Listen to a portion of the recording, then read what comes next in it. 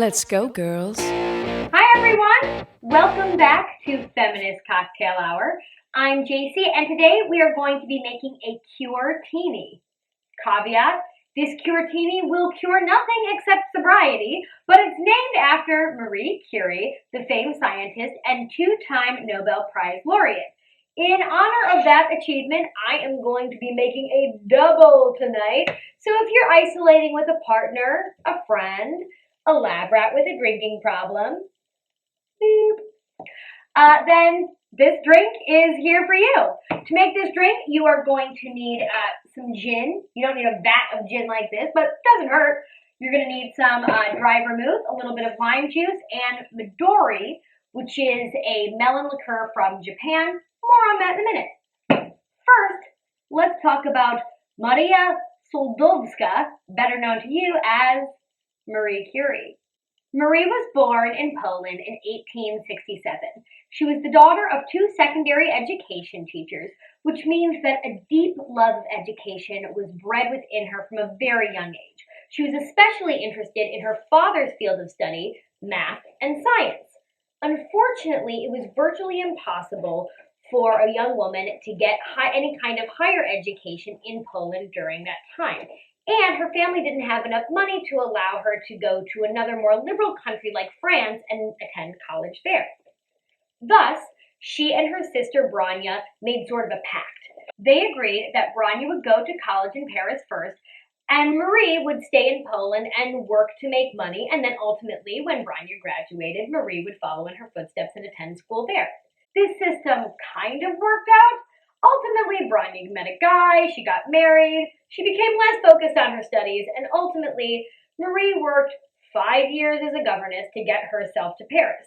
When she got to the University of Paris, she met Pierre Curie. The romance between Marie and Pierre grew over their shared passion for science, which is totally adorable. Marie and Pierre were married in 1895. In that same year, German scientist Wilhelm Röntgen discovered the existence of X-rays. It was the following year that French scientist Henri Becquerel, a colleague of the Curies, discovered that these rays were being emitted from uranium salts. Most other scientists thought, so what? Who cares? Big deal. But not Marie. Marie wanted to know what the glow was and why it was happening. Using an electrometer designed by Pierre, Marie examined these glowing compounds and proved her hypothesis that the glow was being produced by the uranium atom itself. Now, we're not going to use anything as fancy as an electrometer to make this cocktail, but we do need some equipment. I have my beakers here, I have my lab assistant, and I have my shaker. We're going to fill our shaker up with ice, a good amount of ice. Let's see, we got 2, 4, 6, 7-ish ice cubes is what I'm putting in for now. And remember, it's a double, so that's a good amount of booze. We're going to start with our gin. We are going to add 5 ounces of gin. That would be 2, 4, and flip it, 4, 5. And then we're going to add in our Midori. Midori is a Japanese melon liqueur. The word itself, Midori, is the Japanese word for green. I wanted to make a Midori-based drink because I wanted something that had this green color that looks kind of radioactive. The word radioactive was actually coined by Marie to describe the effect of the energy being emitted by these particles. Along with Pierre and Henri, Marie continued making discoveries. She disproved the ancient theories that atoms could not be split, and she discovered new ways to isolate isotopes. I have no idea what that means, but I assume it means asking all the isotopes you know to stay the fuck home and watch Netflix. She also discovered 2 new elements, polonium and radium. Now, we need 2 more elements to complete our cocktail.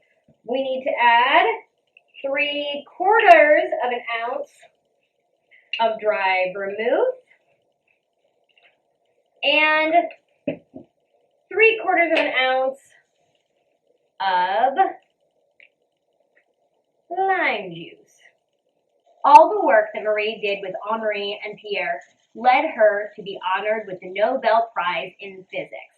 Marie was the very first woman ever to win a Nobel Prize. 3 years later, Pierre died suddenly when he was struck by a horse and carriage. This left Marie shook. I'm sorry, I had to. However, this did not interfere with Marie's research. In fact, her research continued with more fervor than ever. Over the next 5 years, all of the research that she did, all of the work that she did, led her to being honored with a second Nobel Prize. She was the first person, male or female, to ever be awarded 2 Nobel Prizes, and she was one of only 2 people in history to ever earn the Nobel Prize in 2 different fields, chemistry and physics. When World War I broke out, Marie aided the war effort by creating mobilized radiotherapy units with her teenage daughter Irene. Irene herself would ultimately go on to win a Nobel Prize. However, Marie's work with radioactive isotopes never stopped, and her research led her to some incredible breakthroughs, including the discovery that radiation therapy might actually be able to be used to treat malignant tumors, which is something that I personally would like to raise a glass to. So, we're going to strain our drink. My shaker has a strainer right in the top. Into our glass.